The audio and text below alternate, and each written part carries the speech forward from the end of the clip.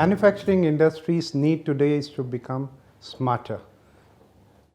With this initiative in mind, BMW has launched a new company called m2nxt, which would address the smart needs of the manufacturing companies, the smart products, the smart process and the smart people, to give them the higher productivity and efficiency through a smart manufacturing.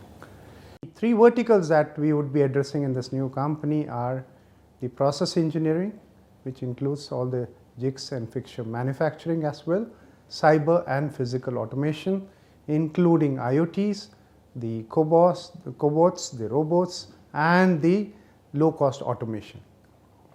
We believe that this would give a very high value of enhanced productivity to our customers.